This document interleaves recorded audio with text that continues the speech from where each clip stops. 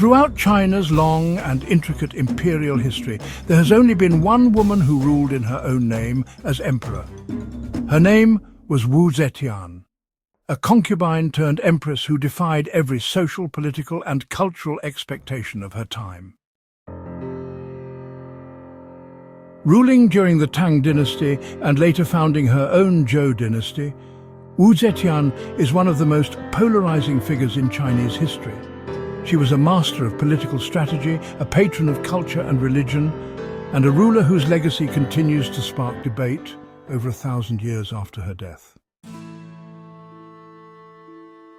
Wu Zetian was born in 624 CE into a relatively well-off family in Wenshui, Shanxi province. Her father, Wu Shihuo, was a chancellor and military commander under the early Tang regime. Unlike most girls in her era, Wu received a solid education. She was taught to read, write and debate, skills reserved almost exclusively for men, especially in the context of political power. At the age of 14, Wu was chosen to join the Imperial Court of Emperor Taizong as a concubine, one among many. In the rigid hierarchy of the court, she held a relatively low status and was known as a Chiron, or talented person. Although she was not one of Taizong's favorites, she gained the attention of his son, Li Ji, the future Emperor Gaozong. After Taizong's death in 649, Wu and the other concubines were sent to a Buddhist convent in accordance with custom. But her story did not end in religious obscurity. Gaozong, now emperor, arranged for Wu to return to the court, an unprecedented move that defied both court etiquette and Confucian norms. Soon after, Wu replaced the reigning Empress Wang and became Empress Consort herself in 655. Wu Zetian's rise to empress was not without controversy. Historical accounts, many written by Confucian historians long after her reign, claim she orchestrated the downfall of her rivals through cunning and cruelty. According to these records, she accused Empress Wang and another concubine of witchcraft and even murdered her own infant daughter to implicate her enemies in the child's death. Though these tales are likely exaggerated or fabricated to discredit a female ruler, they reflect the intense resistance Wu faced from a political elite unwilling to accept a woman in power. Nevertheless, Wu demonstrated an unmatched political acumen. She established her own network of loyal officials, dismissed or exiled those who opposed her, and became Gaozong's most trusted advisor, eventually co-ruling with him in all but name.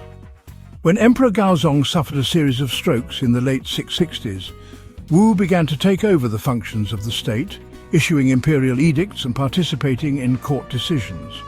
By 660, she was effectively the ruler of China.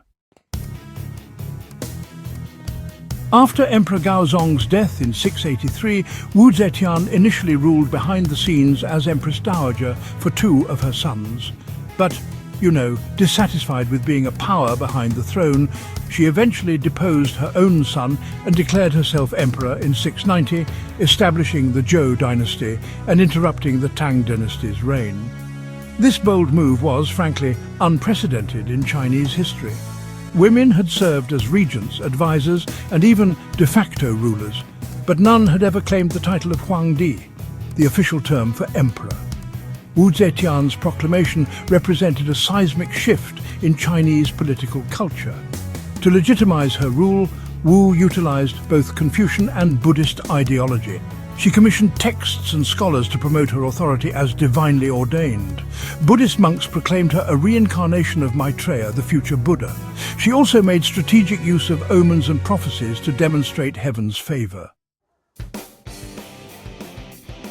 Wu Zetian's reign was marked by both ruthless control and enlightened policy-making. While she could be, quite brutal toward her enemies, often employing a secret police force to eliminate dissent, she also enacted reforms that improved governance and supported meritocracy. She expanded the imperial examination system, allowing scholars from lower social classes to gain positions in the bureaucracy based on merit rather than birth. This, in turn, helped shift the court's makeup and reduce the power of entrenched aristocratic families who had traditionally dominated politics. Wu Zetian also promoted agricultural development, reduced the tax burden on peasants, and invested in infrastructure projects such as irrigation systems. She encouraged education, supported the arts, and was a major patron of Buddhism. Under her reign, Chinese literature, poetry, and sculpture really flourished. In foreign policy, Wu maintained strong borders and diplomatic relations. She secured China's influence in Central Asia, maintained control over Korea, and handled internal rebellions with calculated suppression. Despite her many accomplishments, Wu Zetian was never fully accepted by the Confucian elite. Confucianism held rigid views about gender roles, emphasizing male superiority and female obedience. A woman assuming the role of emperor was considered unnatural and, well, even dangerous. Wu's enemies painted her as a usurper, a seductress and a tyrant. These characterizations were reinforced in official histories written after her reign, particularly by Song and Ming dynasty historians who sought to restore moral order to imperial history. Yet even her critics were forced to acknowledge her competence as a ruler. She ruled China for over 50 years, longer than many emperors, and presided over a relatively stable, prosperous period in Chinese history. In her final years, Wu Zetian's rule began to wane. She increasingly relied on favorites, particularly the Zhang brothers, Zhang Yizhi and Zhang Changzong, who were accused of corruption and debauchery. As Wu's health declined, court factions grew restless. In the year 705, a coup led by loyal Tang officials forced Wu Zetian to abdicate in favor of her son restoring the Tang dynasty. Wu was allowed to live out her final days in relative peace and passed away later that year at the age of 81. She was buried beside Emperor Gaozong in the Qianling Mausoleum.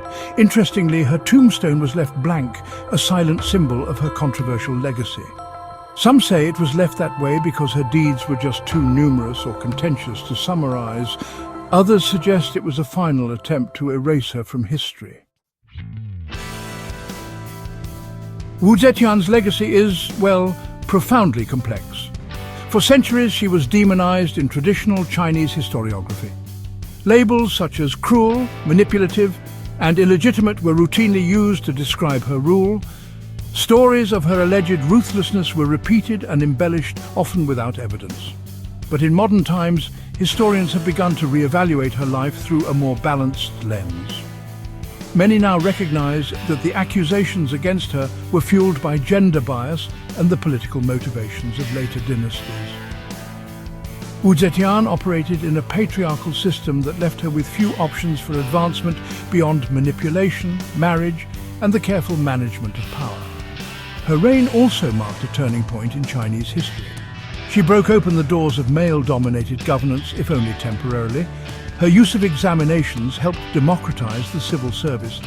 Her patronage of Buddhism shaped Chinese religion for centuries.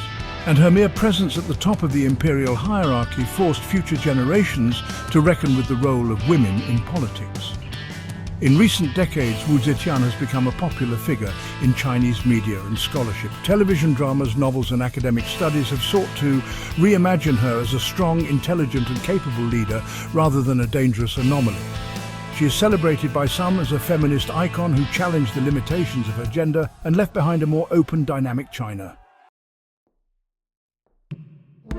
Wu Zetian's life is a story of ambition, intelligence, and power in a world that denied all three to women.